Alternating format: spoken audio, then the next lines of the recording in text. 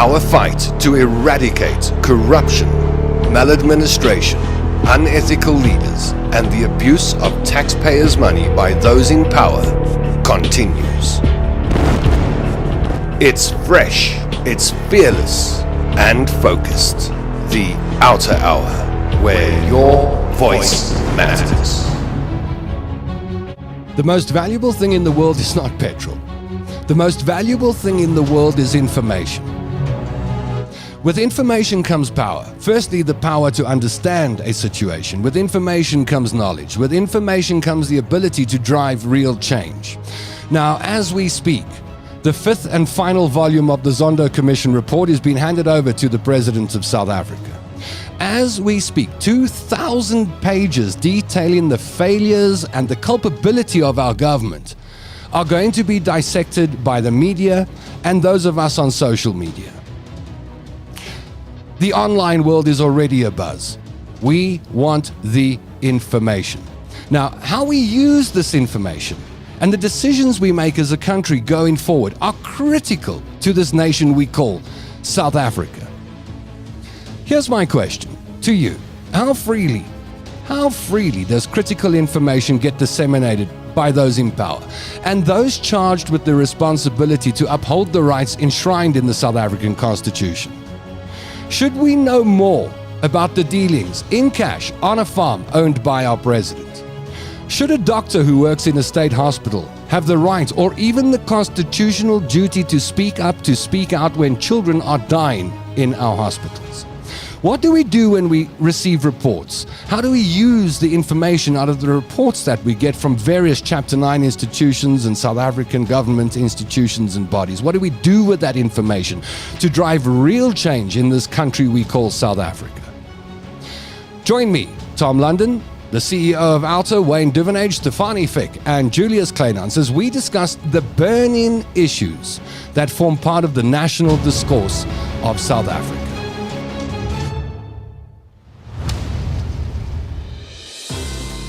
Welcome to the Outer Hour. How's it? I'm Tom London with you for the next 60 minutes. Thank you for joining us. Remember, your comments are valued in the comment section right underneath this particular video feed. And looking after you in the comments section are Samantha van Nispen, the head of marketing and comms for OUTA in the Facebook page. So say hi to Sam when you see the OUTA handle, comment in the comment section. Let's say hello to Sam, shall we? She's sitting I'm not standing by, but sitting by in the home studio that she has. So shall we say hello to the production team? I'm just pressing buttons as I speak. My apologies.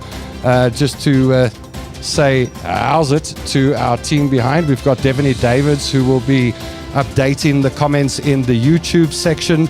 We've got Samantha van Nispen, who is talking to you in the Facebook section. So let's cross to Sam, shall we, and see how things are going on her side of the world. Hello, Samantha van Nispen. Hello, Tom. Hello. Stefanie and Julius trifecta on the show for quite a while. So That's true. That's true. Yeah. And Sam, you'll be looking after everyone's comments in the comment section tonight, eh? I will be. Please remember to like and share. The more people we can get to watch, the better for us and for our country. All right. And in the YouTube feed, you'll find the producer of the show, Devaney Davids. Hello, Devaney. Hi, Tom. Hi, everyone. How's it? You've got that nice smile on your face tonight. We're looking forward to interacting with you in the YouTube section. There's Devaney Davids, the Outer Hour producer. Shall we take a look and see who's on board and start loading the comments and find out who was first? We'll be checking in with you as the show goes along, so keep commenting, keep asking questions, keep making comments so that we can refer to you. Put your questions and comments up on the screen and to our guests. Claire Feldman, cracking the whip, our chief whip, in the comment section tonight. Claire Feldman joins us. Nicola Jane Good joins us. Hilda Mayer says, good evening, Team OUTA. Hello, Hilda. Good to have you with us. Lynn Kennedy says, good evening, team. Run through a couple more. Jeff P. Scott says, good evening, everybody. Fikile Dada. Hey, Fix. Good evening, everyone. Yeah, I made it. Glad to have you with us. Andre Jennings says, good evening, All. Wandise Boyd says, good evening, Sanibonani Dumilang Moweni. How's it, Wandisa? Good to have you with us. Christine Finnis says, hello, OUTA team. Christo Fenta says, evening, everybody. David van der Berg is on board. Desmond van Breda says, evening, Tom and the OUTA team. Nicola Jane Good says, how's it? Martin Lloyd says, how are you all? Stella Tsuras Fanikak says, hi, Sam. Okay, nice to see you talking to each other. Remember to like and share this show. So I started the show by talking about access to information and how critical information is in this world of ours today, and especially to South Africa and the changes we need to make going forward. But also, it leads to accountability, which is a central theme that runs through the work that OUTA does as well as the show. So let me pop the people who are going to be part of the show on screen now. There you have them. Wayne Divenage up on your top right-hand corner. Waving hello to you now. We've got Advocate Stefanie Fick at the bottom left-hand corner. You can't miss her because she's the only lady on the show tonight. And then Julius Kleinhans. It's been a while since we've chatted to Julius. On your bottom left-hand corner, we'll be crossing to them as we discuss the burning issues that dominate the discourse of South Africa, the national conversation. I mean, one of the things that has been hot at the moment, you can't deny that this story is big, and that is the goings-on at the Pala Pala farm. When we talk about access to information, I immediately think of how much information we actually have. At the moment, it seems as if most of the information we got has been drip-fed leaks in the media, bits and pieces, no real full picture. And I'd like to ask Stefanie Fick what her comment on information and accountability regarding Pala Pala is concerned, specifically information. Do you think the president is morally obligated, Stefanie, to come forward and present the facts to the country? I know there's a legal process, and I know, a charge is laid, there's an investigation, etc. But a whole nation is sitting waiting for a president, really waiting for a president to sit down and be honest with us. Tell us what happened. Take us into his confidence. Is that the correct way to think about this? The stash of cash, so to speak, at Pala Pala. Do we deserve more information from our president? I think we deserve information from our president. I think that's only fair. He was chosen to lead the government, to lead the country, and of course there's a duty of care on his behalf towards fellow South Africans. I firmly believe that. But there's a but. Coming. This what this whole discussion has been, on the lips of everybody's talking about it. I think on people now, sort of fed up with talking about it. But the only thing that comes to mind is that this is, it's sort of a forced conversation that we are having, and accountability in South Africa is extremely important. I've said this before. As civil society, we worked extremely hard to talk about accountability, to get accountability out there, to advocate for the fact that people need to be held accountable. However, I do not know why accountability is all of a sudden on the forefront when you refer to this whole debacle with the president. And here's why. If you read that affidavit, it really reads like a story, like in Afrikaans it's a veerverhaal. What is that in English? A fairy tale. Really, it's like a fairy tale. No proper facts, no direct evidence. And then I also ask myself, if we look at state capture, and we know that the fifth chapter was handed to the president tonight. When we think about state capture, it is, you're thinking about corruption. You're thinking about, let us be reminded of ESCOM. That was basically found to have been run by the Guptas. ESCOM, we are struggling with load shedding currently because of what happened at ESCOM. It was a family that took over an SOE. Just the sheer corruption that plagued and is to a large degree still plaguing our SOEs. And now here we sit discussing whether the president had money on his farm. I don't know why that is an offense. And where did the money come from? I mean, I was literally laughing at, the DA saying they're going to ask the FBI to find out where this money is coming from. In all fairness, if everybody was on the ball like they currently are, I think we would have eradicated corruption by now. If we had the FBI here, if that is possible, just by the DA asking, to investigate the actual money laundering that went on, the money that left our country, our purse, that went to Dubai and all of that. If we can spend the same amount of energy, I think we would have solved corruption. So I think this is a bit of a storm in a teacup for a reason.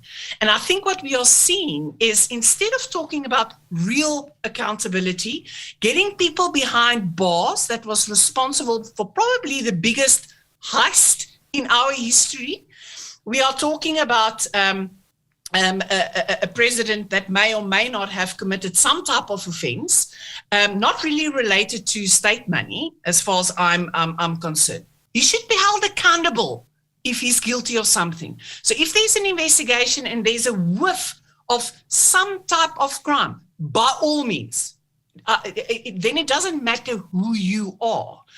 But to pull this apart and create this storm, why?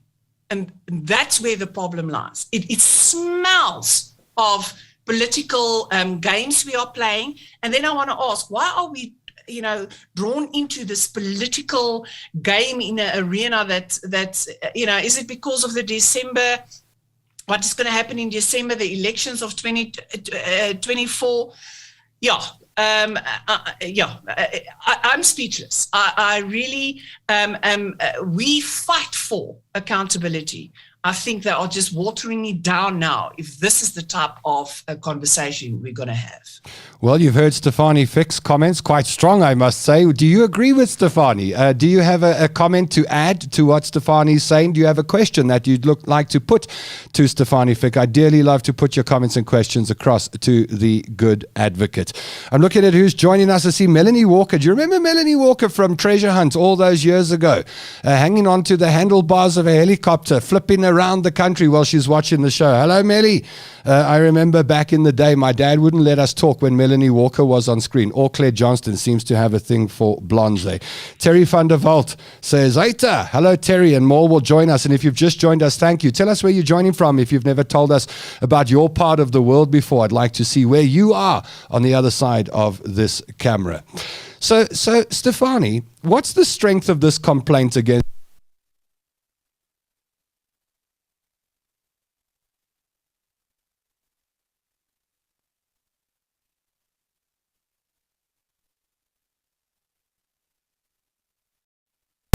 All right. Well, unfortunately, all right, there we go. We're coming back on. We had load shedding, and you're listening to me through a device microphone at the moment. So let's see if we can just get our audio gear back on.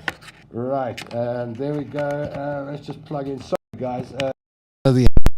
Of dealing with power cuts, and I'll get the lights on in just a moment. So let's just bring our team back, and apologies for that. That was beyond our control. Normally the backup generators are on and don't kick out like that. Okay, let's go back to the question, Stefanie, and ask you about the strength of this case against President Ramaphosa. Do we even have enough information on it? No, it's really, while you were struggling to keep us on air, Julius was making reference to the fact that, we're talking about $4 million. I mean, the case is so weak and so full of, literally, I want to say full of nonsense, that the question is, how do we know the amount of money that was taken? I mean, money that was inside apparently furniture. I would have loved to see that. Could we get, there's not, if you think about, now it really, it breaks my heart. We just paid an enormous amount of money to listen to testimony at the Zondo Commission. We have implicated persons, not hearsay, not stories, not he said, she said, he said, I'm going to lay a complaint because I heard a story somewhere, or allegations. It's proof of some of the people's wrongdoings. And yet we still struggle to get them prosecuted, to get them to be held accountable. Accountability is not just criminal matters. It is taking disciplinary action, making sure that people are just moved. It's not just moved from one department to another, or from one municipality to another municipality. It is about real accountability. It is really a tragedy to read that affidavit and think, if I'm trying to imagine, if I was a prosecutor, I think I would have thrown the investigating officer with it, because there's nothing in there. I'm not saying that the investigating officer can't investigate the case and then there is a case and then you will prosecute. But to accuse a sitting president of this type of crimes, I think it's rich coming from the person that is laying the complaint. All right, well, here's what some of the viewers have to say, right, in response to what you're saying. Paul Bloomberg says, exactly, Stefanie. It's all smoke and daggers, as you say. Fraser is the biggest skabanga of the lot. Hilda Meyer says, I fully agree with Stefanie. We have more urgent issues in South Africa. And then Tallulah Moon on our YouTube feed wants to know, what happens if CR is removed? Perhaps we can bring Wayne Duvenage into the conversation. Is that one of the big fears here, Wayne? That if we shine the spotlight away from Zondo Commission, for example, final report, and we shine it onto Phala Phala, that we will land up with a president who is recalled, who has to step aside, and then all of a sudden we've got a problem. How big of a factor is that? Well, it's a big factor. So I think, first of all, we're not batting for anybody. We're apolitical, and whoever's found wanting must face the music. And this is mudslinging. This is the factualism at its best. And as Stefanie says, I haven't gone through the full affidavit, but if you read it, according to her, this could be written by kindergarten, much better. It's just, if you can say what you like. I mean, I can be accused of something, I could accuse you of something and put in an affidavit, but it has to go through the motions. And if there's no factual evidence, if they don't make the allegations stick and make sense, it's going to be thrown out of court, and that has other implications. But I think to your question, it's a case of better the devil you know than you don't know. And I've always had this view that if Ramaphosa wasn't there tomorrow for whatever reason, and his deputy had to step in, or anyone, if Ramaphosa didn't win the 2019 election, the 2017 ANC election, and we had one of the Radical Economic Transformation group in the hot seat, I just shudder to think where we would be as a country today. We should be, and we're punching well below our weight, we should be so much further than where we are with our potential and our prosperity. I've said it a number of times with what we have in this country compared to so many others. And the ANC, the ruling party, has held us back, and its leader has not exercised the leadership it needed to bring about the new dawn that we were all hoping for. Yeah. So all of that aside, I think we've got to get through to December, and hopefully Ramaphosa out of that lot stays in power. And then in 2024, 18 months later, less than 18 months later, a new dynamic will come into play, because the ANC will not get the 50% plus majority. We know that all the speculation is that unless Cyril can do what he's supposed to have done a long time ago, and I think he's going to exercise extreme change that is required, because his hands will be less tied behind his back than they are right now in this lead up to December. So a lot of dynamics at play. only in this country, in this weird space, which is why we are fighting hard for electoral reform, because we cannot have this type of government management process continuing. It's just dragging us down as a country. So there's exciting stuff happening in many sectors, but Ramaphosa is the best of a bad bunch right now, and yeah, that's Mabuza is bad news. I'm not sure. I'm not sure how to feel about that phrase, "the best of a bad bunch." It doesn't speak highly of our politicians to start off with. I see a lot of people agreeing with Stefanie. In fact, I'm trying to find someone who disagrees with Stefanie so we can challenge her. Martin Lloyd says actually this Arthur Fraser, who is trying to gain brownie points, he needs to be prosecuted. We'll put more of your comments and questions up as you join us. Like Di Gibson has just joined us and adds that electricity has been off in Edenvale for 5 hours now. The situation does not improve, does it? Claire Feldman says Wayne is totally correct. Imagine the alternative. Is the president, do you think you can attach the word accountability to the way that our president is dealing with the Phala Phala issue? Stefanie? I think he's just. So on the one hand, I do agree because a lot of civil activist organizations, everybody's saying the president should play open cards. But here is what I'm struggling with. Firstly, I don't. If there were a prima facie case, in other words, there were evidence against. Say the president, don't really care who you are, then you should be prosecuted. There's a process, and you have the right to prove your innocence. The state has to prove your guilt. And on the other hand, what does the president say? So, from a prosecuting point of view, he faces the possibility that if they, for some or other reason, prosecute him, there is the problem about, keep quiet. I think any legal representative will tell him to just keep quiet. See, now I get that. I get that. If I'm involved in any kind of case, my lawyer will say, and he's a lawyer too, will say the best thing to do is keep quiet, let them investigate. But this is a man who's got 50 odd million people waiting to see where he stands on it. So, maybe maybe it will be a bit controversial, but my question is, the charges are so frivolous at this point in time that there's a part of me that wants to say, and that's why I get so angry with these things, because they literally, I do not like defending, politicians, and this is a whole political situation. Sure. And I really think it draws us down to a level where you don't necessarily want to be. I mean, it's mudslinging. I don't want to be there, and I don't think we want to be there. We just want to create a better South Africa for all. I think that's what we want to do.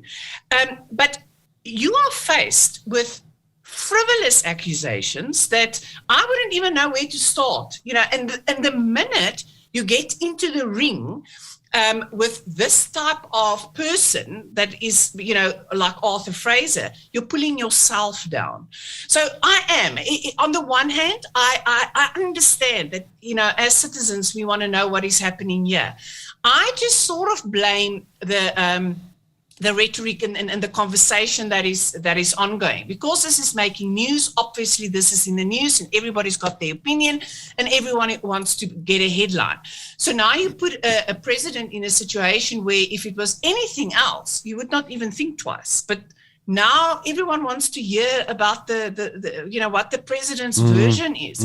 I mean, version for what?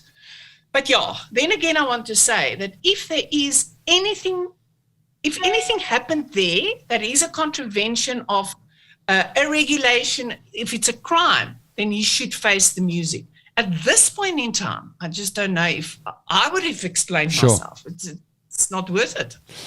Got it. Well, it seems as if the majority of the OUTA Hour viewers are on the same page as you. I'm looking at Ilse Salzwiedel, who says Phala is a diversion tactic. How can he defend himself against rumors? Nicola Jane Good says if CR makes a statement, it will raise doubt.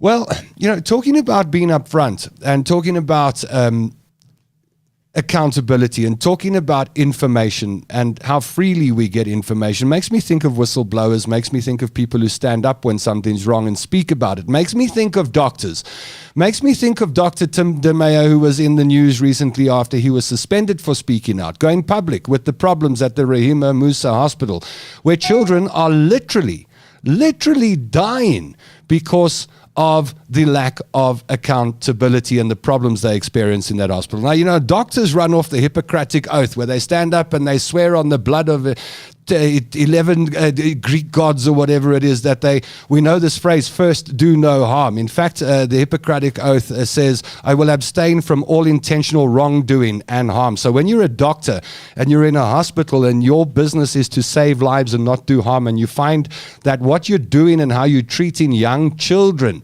in one of our state hospitals is actually harming them, then perhaps you are duty bound to speak out, not only because of the Hippocratic Oath, but also because we have a document in South Africa called the Constitution, which enshrines the rights of every South African, and those rights include the right to life. We are signatories to international treaties when it comes to the rights of the child. So does the Constitution supersede any and all other legal documents, including employment contracts? Wayne, I'd love your input on this. I mean, when Dr. Tim De Meyer spoke out, he obviously knew, and any of us who've worked in a company that signed employment contracts, there's always a confidentiality clause. You can't just run around telling the business of the company or the organization you work for to all and sundry. But is there a constitutional responsibility on behalf of doctors? Is the Constitution perhaps the place to start when it comes to doctors like Tim De Meyer speaking out, that actually forget all the other legal documents? The important one is the Constitution. Children's lives are being threatened. Children are dying. And so he acts in accordance with the Constitution. Does that have any relevance here? Wayne?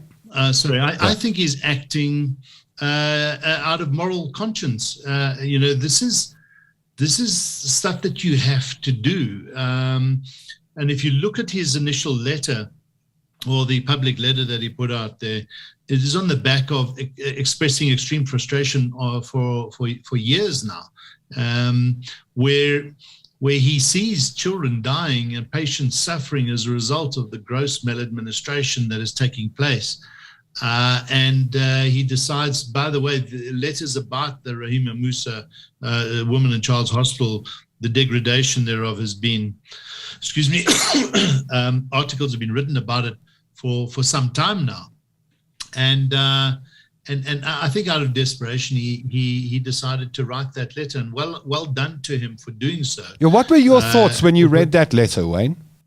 Yeah, look, we weren't surprised at what was being claimed, that this is happening everywhere. What did surprise us is that a doctor stood up and said what had to be said, when so many of them would probably have wanted to write that same letter but have not been able to do so. So this is what we call moral courage at its best. This is whistleblowing in a different way. This is saying it as it is publicly and putting his neck on the line, and then to receive the ultimate blow of being suspended because he spoke out. Again, not surprising. This is how government reacts. It doesn't like its critics. Sure. I mean, a good leader would have called him in and said, okay, my goodness, these are serious allegations. Let's talk about it. Let's see what we can do. But, they missed that boat a long time ago because they've been trying to get the leadership in health to take note. So well done to him. Now, our frustration came about when he was suspended. This is really unacceptable. So we started to express our frustrations. We wrote to the MEC for Health some time back, about 2 weeks ago, straight after he was suspended, to Dr. Mokheti. And we didn't get a response. We've written again yesterday, expressing our concern about what's been happening, but adding more stuff to the fire. This time now we're questioning the CEO, Dr. Nozuka Mkabayi, who we believe is unfit for office. Why? Doesn't attend. well, just is not at work a lot. So we've asked to verify the reports we've been reading on a number of days just not being present. And this is not a job you can do remotely. You've got to walk the corridors of that hospital as a CEO, engage with your staff, engage with your teams to see what's happening every day. And then we don't believe she's got the qualifications, 8 to 10 years of business management experience coupled with an MBA or a master's degree. We're concerned about the fact that she has another business. I think it's a wellness center that she has. So is she splitting her time? Is she running her own private businesses while she's trying to run a hospital? And then all the factors that have come up. So we've written again. We say we want answers now. But what we do like is this call by a number of doctors now for the MEs, for the Minister of Health. To introduce a Public Health Administration Review Commission now that needs to go and have a look at reconfiguring the structure and the operations of the provincial health departments, because this style of management and the style of structure that they have in place is not working. Health has collapsed in this country. So well done to Dr. Tim de Meyer. We are behind him. We are going to be protesting. We're going to be demanding answers, and we're going to be watching this space closely. If he was, if the suspension had continued, we would have probably done more. But they've withdrawn that suspension. They've withdrawn all disciplinary process. I think that they're trying to take. They've decided to go quiet, but going quiet and putting your head in the sand doesn't fix the problem. So that's what we're addressing there. So it really is a moving that he stood up. Question for you as you watch this program. Have you been following the Dr. Tim de Meyer story? If so, what are your comments? What are your questions for Wayne Duvenage? Pop them in the comment section below this video, and we'll throw as many as we can at Wayne. Wayne, here are my thoughts on this. Dr. Tim de Meyer was extremely brave to speak up about the problems in the pediatric unit at Rahima Musa. In fact, I'm sure he knew when he spoke out publicly that his job was in jeopardy, that there would be a backlash. I think most doctors in our state health system know that if they pop their head above the radar, it's likely to get chopped off. Now, there's been overwhelming public support for Dr. Tim. And it's obvious to anyone who's watching the story, including the minister and the MECs, that, hey, be careful here, because if you chop this guy, you're going to have a very unhappy public. But what do we do for all the other doctors? I mean, in every single clinic around this country, in every single unit, in every single hospital, there must be dysfunction. Obviously, there are places of excellence, but by and large, we know, users of the state health care system know that we've got massive problems. How do we give other doctors a voice? Well, doctors have to seize the opportunity and do what Tim did. And I think he's become the catalyst to a lot of change that's going to take place. So, because what we have seen is all the doctors have rallied around him at that hospital, and other doctors are speaking out, and other academics in the medical space are speaking out. And so here's a wildfire that is starting to take place, a constructive one, a good one, where I think there are going to be many Tim de Meyers standing up now, because he has set the precedent. He has said, you can't shoot the messenger. Don't fire us. We now need answers. So this is excellent, but they all have a voice. It's the ability to stand up and, as we say, seize the moment, exercise moral courage, speak out, and suffer the consequences, which is being possibly fired or suspended. But the way they have reacted to set a precedent, I don't think they can fire anybody now if they do speak out. And I think the Minister of Health is calling his MECs very shortly to say, we have a problem. We can't ignore it. We've got to fix this problem, but I don't know how they're going to do it. They're going to have to take the public and other experts and other stakeholders' confidence into account. because we are losing doctors daily. We can't afford it anymore. Are you encouraging other doctors to speak out? And if so, do you think civil society organizations like OUTA will protect them? Who will protect them? Well, when it comes to protection, you're going to be very careful. I mean, protection in what sense? In the sense of being suspended or fired. Labor court matters are extremely costly. We've been down that road. We don't have the funds. We can give them the support from the narrative, from our from protest action, from starting petitions. We can do a lot of that. But it's like anything. It's like when we started the ETOL matter. When we decided to do what we did, we had to suffer the consequences of possibly going to jail or having our cars impounded or our licenses taken away. So when a doctor stands up and speaks out, and if the rules are very strong that you can face disciplinary action, that's the course you must follow. But if you stand your ground and get enough support behind you, government is going to have to relent. Imagine all the doctors being suspended. Imagine every doctor coming forward and saying this. There's no way the government can suspend them all. So they're going to have to take a different approach. And this is uniting the medical industry and the medical practitioners. So we need to now capitalize. And when I say we, the health sector that wants change needs to capitalize on this. And there needs to be a groundswell movement now that is developed to put government in the corner and say, now you listen, now you fix, because we cannot allow the citizens and the people who use our hospitals every day to die the way they are dying. And I can tell you now, if you go to a government hospital, in many instances, it's a death sentence. It's shocking that we have the type of complaints that have come out. No backup power, doctors trying to do operations with the lights of their cell phone torches, no water, toilets that don't function. It's just disgusting. And the MECs and the minister have to take responsibility now and fix this. It's not so much a case of physician heal thyself, but doctors be brave. Yeah, stand up. Use this opportunity that Tim has given you. Every doctor, write a complaint, demand meetings with the administrators, demand them with the MECs, make their lives painful now, bring the pressure to bear, because they have to change. The incompetence of these hospital administrators, they are out of their depth. They have got no idea in many instances, same thing in municipalities, of how to run these complex businesses. This is catered deployment.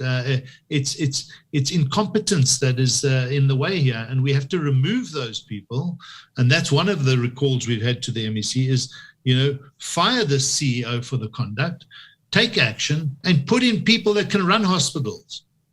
Let's look at your comments as you add your input to the OUTA Hour. Debbie Stephenson says, as a doctor, he has an ethical obligation to speak out about conditions like this. Let's see, who else have we got? I hope you commented on this. I'm scrolling through. Right, Faiza says legislation pertaining to children places a statutory duty on disclosure. We have comments coming in. I see people are joining us. We see Marina Malberg Smith agrees. Indeed, with an exclamation mark. And lots of conversation between our OUTA Hour viewers in the comment section. That's lovely to see. Rudy Heineke says, have a look at this video posted by Dr. Mkabayi herself on Facebook. There's a link. You can take a look at that, hopefully after the show. And Abin Saida says, isn't there legislation preventing government employees, especially at senior executive levels, to declare and resign from any other job and business? Is that true, Wayne? I'm not sure. I know they have to get permission, or they'd have to have it, seen to. I'm not sure, Stefani, if you would know, but you can't just be given the role of a CEO of a hospital and have 5 other businesses, or 1 for that matter, if it's going to keep you busy. Not saying you can't be in the boards of other businesses and have some oversight from occasionally. You can sit in family board and trusts, and that's fine. I don't think there's anything wrong with it. But if you are actively busy, if you're pulling a full-time salary from government, and you are actively busy running another business, that's where I think there has to be a lot of concern. Perhaps the question that we should all be asking is what Abin Saida is asking. But what is the Department of Health doing to ensure that all these facilities are running properly and the correct people are managing them?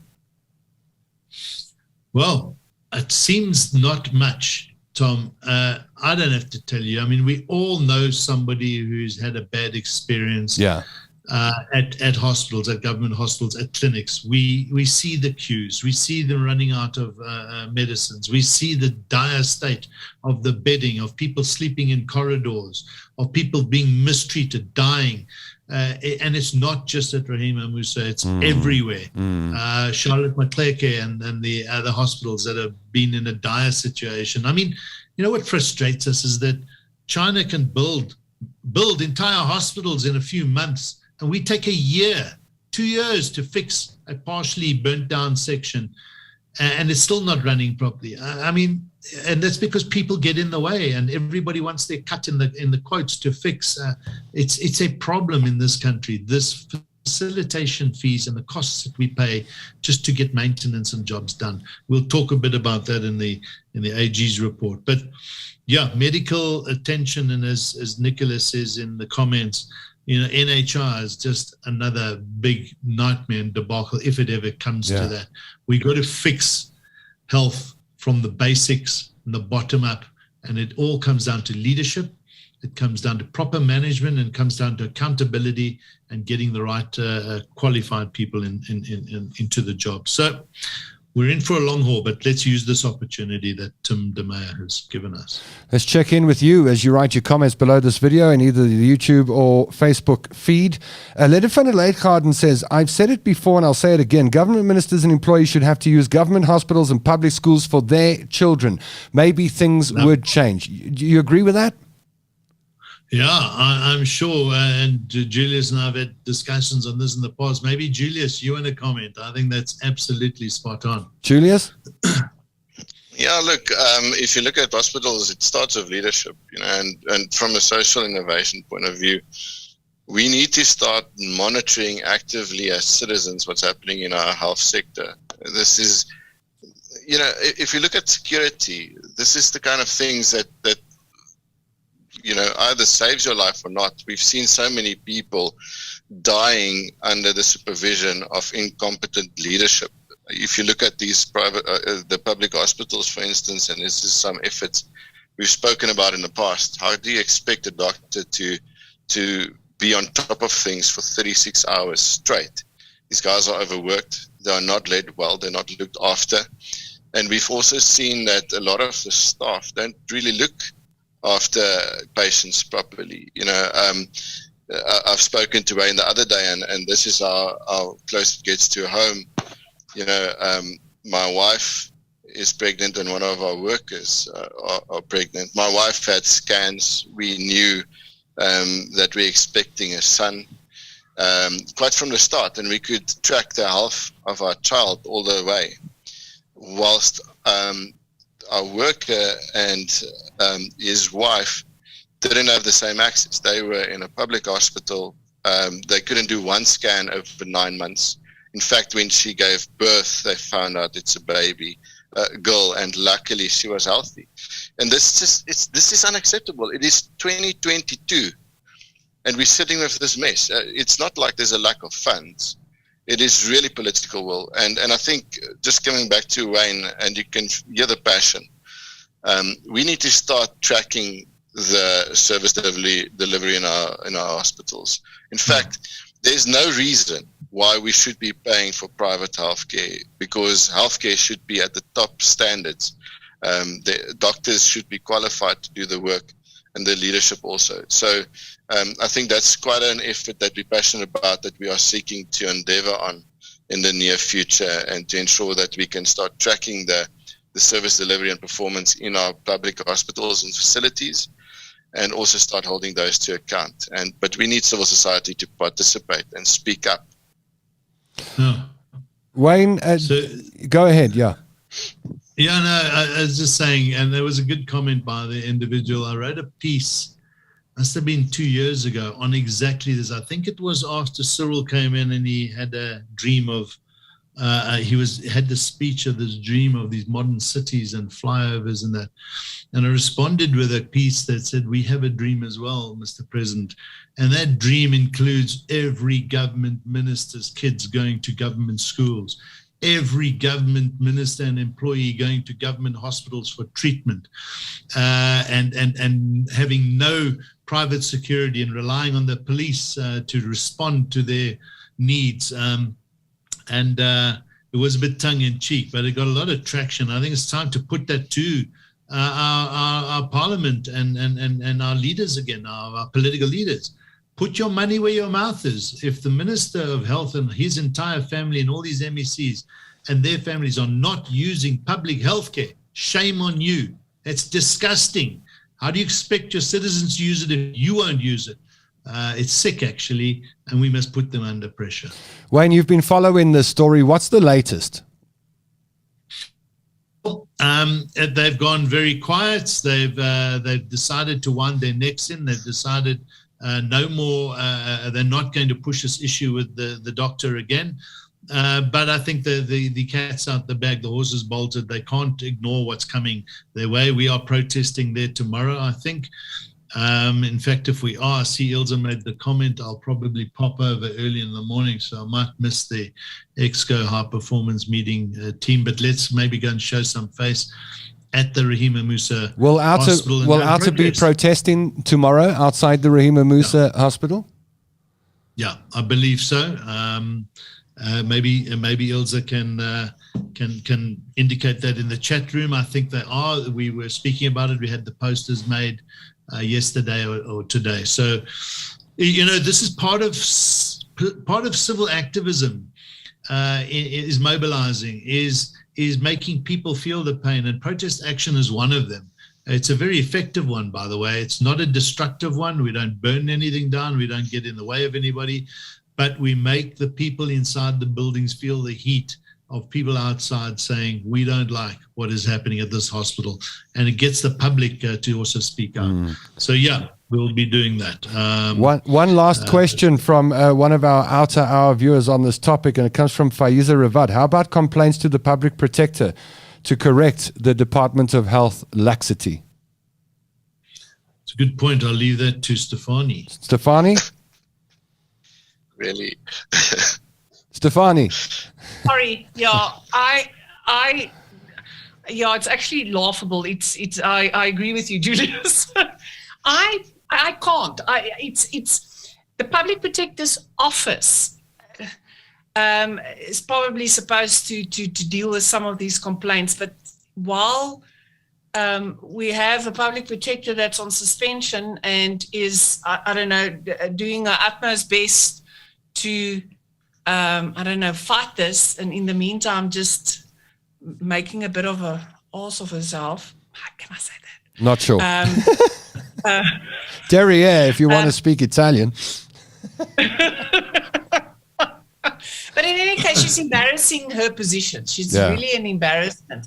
And we need to get that office, and that's why we fought so hard to hold or to get the current public protector removed, because that office has a very important job to. And if we had a public protector's office with the necessary resources and not wasting resources on defending indefendable cases, running to the Constitutional Court and all of that, we may have an office that may not resolve all the problems, but at least be an office where you can complain and can see some solutions and, better situations. Let's stick with the public protector, shall we? And ask you for an update on the public. Do we have when we say public protector, we're talking about the office of the public protector, but the head of that office, we know who this lady is. We know we know about suspensions, etc. We know the fight back. What's the latest? Well, the latest is that she was suspended, but then, thank goodness, on the one hand, Thank you. Thank goodness that the Parliament is continuing with their inquiry into her fitness. They have evidence leaders, and looking at the evidence, there was a call for evidence from civil society, and that process is continuing. On the other hand, I mean, her contract's only valid until next year, October. So, Parliament has also dragged their feet. I think sometimes they used her running to court up and down as an excuse to not do what they were supposed to do. I can't believe that they can be, that scared. If you just think about their reluctance, I also think that they were slow to react. But where we are now is that process in Parliament is continuing. She was lambasted by the Constitutional Court yet again. I think she got another cost order against her. The court has said that the process can continue. She also failed to stop President Ramaphosa from suspending her. And funny that she said that he can't suspend her, and this is after they've laid a complaint against him. And I was just wondering, what are they saying? Are they, in other words, saying they need her in the office in order to get rid of Ramaphosa, which doesn't make sense? Because even if she is removed or suspended, like you said, the office continues. So if there is a complaint and they need to investigate the complaint, that can continue. They don't need her. But it does sort of, in my mind, there was this question about, but okay, are you now playing the political game? We always knew that, something is amiss, but I think you've just tweeted yourself out of being authentic when it comes to why you shouldn't be suspended. Here's a great comment coming from Molopehi Kwekwe, who says the government officials should stop thinking in terms of them and us. They are representing the general public who in the first place elected them to office. So why should they act like demigods? I personally think it's high time we reform the electoral system in South Africa because the current one is failing the general public of South Africa. Now, that's a show on its own, but Wayne, you agree with that? Yeah, absolutely. We're very active in the electoral reform process. 100% spot on. Good comment there, and watch this space. They've been given another 6 months to get their house in order on this Electoral Reform Act. They're kicking the can down the road. They want to get to 2024 elections without this reform. It's going to be dangerous for this country if we don't get the reform right. Yeah, agreed with it 100%. Got it. Tom, Rachel is also in the comment section, and she is in fact the project manager on behalf of OUTA that is dealing with this issue about electoral reform and making sure that the new Electoral Act is in fact constitutional and speaks to everybody's rights, not just political parties. So, Motlope, say hello to Rachel Fisher in the comments section. I'm sure the two of you could have a great chat. Let's talk about the Auditor General of South Africa's recent report on the performance or failures, perhaps, of local government in South Africa. Municipalities haven't failed overnight. The failures have occurred over a decade under the watch of political parties, their councillors, provincial governments, the MECs, the Department of Cooperative Governance and Traditional Affairs, the Treasury, Parliament, you name it. The Auditor General emphasized the need for active citizenry, calling it crucial to ensure that municipal leadership is accountable to communities and calling on citizens to participate in the public processes such as on the integrated development plan. It sounds very complicated, Julius, but how complex is the failure of local government? Is it a simple issue? Is it complicated? No, it's not. And it's, as you've mentioned, it's come over time. And yes, it does get a bit complicated as you referred now. If you think about it, they're speaking about some of the political mafias that's been established, and cadre deployment is a hot topic these days that we hear about. So you're sitting with a municipality that's supposed to provide basic services, and that should be run like a business, really. You get income and you need to provide a service to your clients, and your clients come first. That's what it's supposed to be like. However, now we're sitting with a lot of incompetent people that's been placed there for a reason. They are being dictated to what to do with our money, to do political things, to drive political agendas. And at the end of the day, should you try to get some of these incompetent individuals out, you've got the unions that's starting to protect them. So yes, it is very complicated. It's very complicated it's a complex situation that is not going to be easy to turn around, but it can be. And I think that's what's very important. We need to start acting swiftly, and we need to stop sitting on our hands. Because everyone's talking about, I'm paying my rates and taxes, and I've done it. I'm not paying another cent. And we've been saying this over a decade. But let's be honest with ourselves. What has happened over the last decade, and where are we going over the next decade if we continue going on this trend? So what do we do to save it, Julius? I mean, on the way in this afternoon, just outside the OUTA head office, there's a section of road about 100 meters long that had potholes all over the place. People had to slow down to 10 kilometers per hour to navigate these things. Today, I see a Discovery truck, a pothole repair truck, and guys up.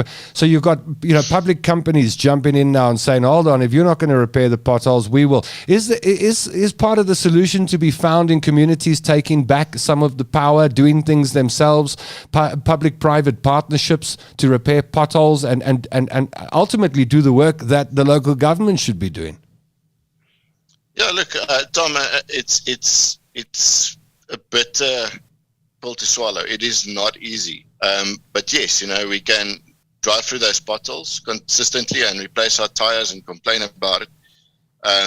These other companies and let's call it social initiatives that's occurring is, maybe for promotion endeavors, and people are benefiting through marketing brands. But regardless, it's good initiatives. It's important. Where do we start? It shouldn't be happening.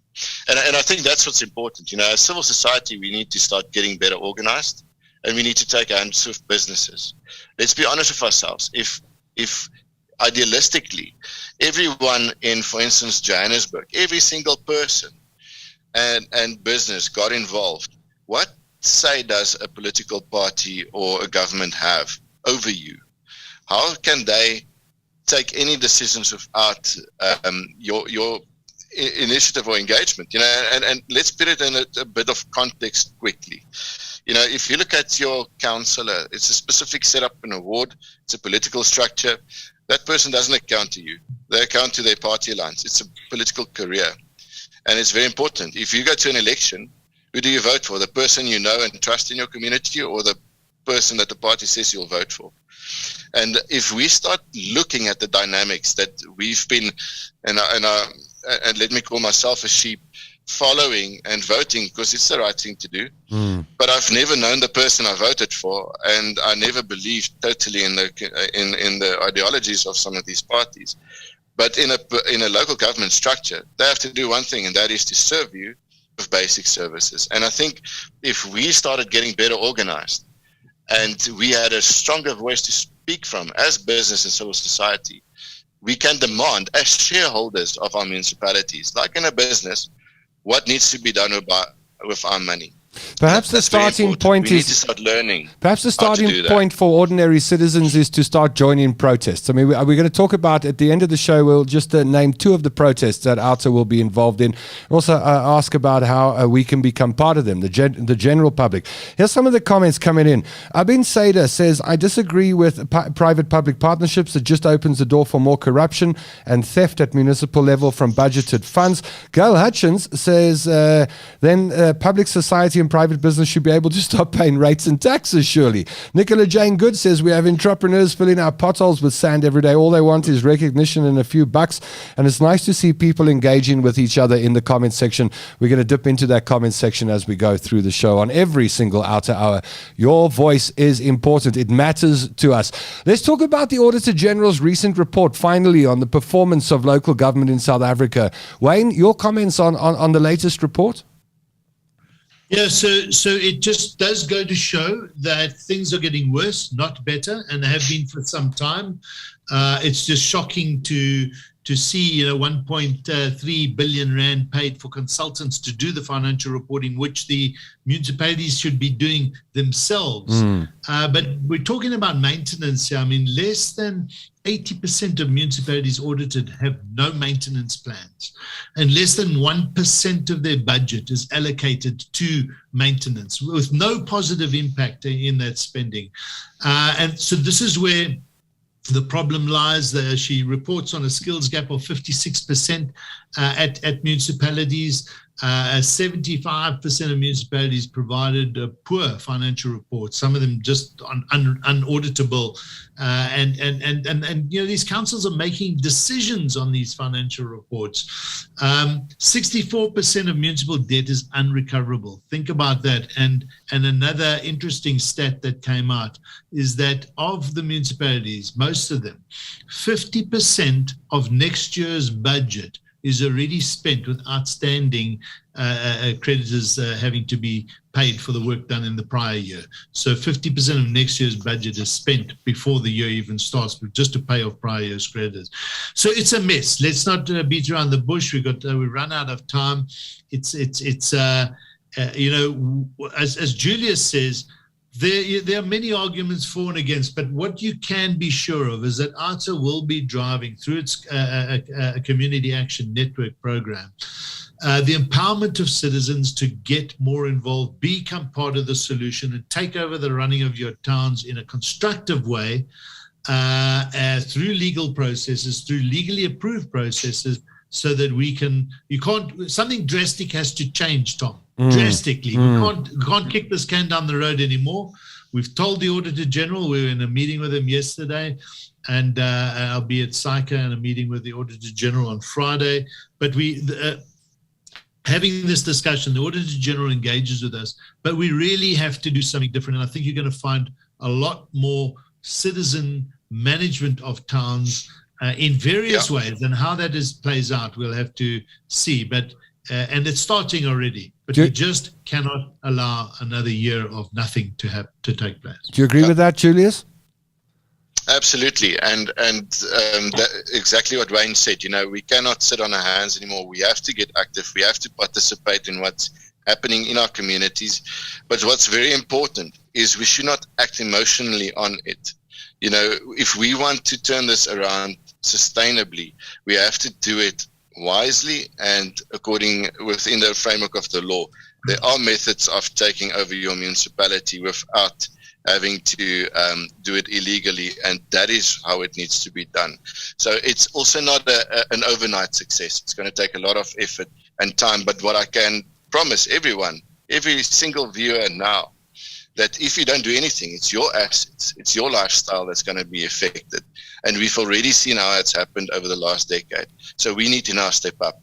Talking about stepping up and becoming active, I've seen two upcoming OUTA protests on my screen. Let me ask you, Wayne, if I'm a South African citizen watching this program, if I'm a South African, I'm watching OUTA Hour, and I hear that there's a protest outside Rahima Musa Hospital tomorrow at 9 o'clock, which is the time that OUTA will be there. Can I join OUTA? Can I just get in my car or catch an Uber or a Bolt and come and join the OUTA crowd? Do I need a special invitation, or can I just rock up? You just arrive if you want. I mean, there are laws around how many people should be gathering before permits are required, but you can separate. But yes, please, if you are there in the area around about 9 o'clock, pop in and be there. Show the presence. Come along. More the merrier. Well, I'd like to point our viewers and our Cape Town viewers to Rachel Fisher's comment in the comment section. Look for it if you haven't seen it. Rachel says, we're having a picket outside Parliament in Cape Town on Thursday, the 30th of June from midday to 1 o'clock. The address is 120 Plain Street. Come and join us in person. Say hello, take photos, dance a bit, insist on public engagement. I'm wondering whether before we say goodbye tonight, whether somebody in the comment section says, okay, I'll be at Rahima Musa. I mean, I don't know whether anyone watching now has got the time tomorrow morning, but on the off chance that you can join us, you're watching tonight and you can join tomorrow morning, just pop it in the comment section down below. I see Nicola Jane Good says, OUTA will welcome people with our open arms. Ilse Sazwiedel says, just rock up. And Nicola Jane, Rachel Fisher says, yes, please join us. So I know we're out of time, and I'm pressed for time. Got to end the show now, but I'm just wondering if a comment would you join us? Are you watching? Is someone free tomorrow? I mean, I know people have got work to do on a Friday, but I tell you what, if you will come in to the protest, or come to the protest tomorrow, then I will come too. How's that? And we'll take a camera with us, and we'll come and shoot some of the action there. All right. So Wayne Duvenage will be there. I tell you what, I'll be there as well. And if you have got some time, 9 o'clock tomorrow, outside the Rahima Musa Hospital, here's an invitation from OUTA to join a protest. I think our whole exco should go. Come, Stefani. Come to We'll meet you there, Wayne, if you will supply everyone a hot chocolate. How's that? Okay. We'll have a high-performance meeting on the pavement there. Okay, so am I correct in saying this is tomorrow, 9 o'clock, outside the Rahima Hospital tomorrow morning? And you'll find the OUTA team there. Consider yourself invited. Martin Lloyd, good point to say advance warning would be good. So we'll take that point. And then I saw something coming in from... who's this? Klakanipo, who says, as long as you're not prepared to talk Pala Pala, I will remain unsubscribed. You may have joined late because that was our first topic tonight. So after the show, just go back to the beginning of the show and you'll see that there wasn't a discussion around Pala Pala. We dearly would have loved your comment. I was looking for comments like yours at the beginning of the show. So just a reminder that if you missed part of the discussion, you can watch it on Facebook or YouTube at the end of the show. Well, let's pop everyone on the screen now, shall we? And say thank you very much to Wayne Duvenage, Stefani Fick, Julius Kleinhans, and say thank you very much for their time this evening, and hope that we see them soon, if not tomorrow, 9 o'clock outside Rahima Musa Hospital.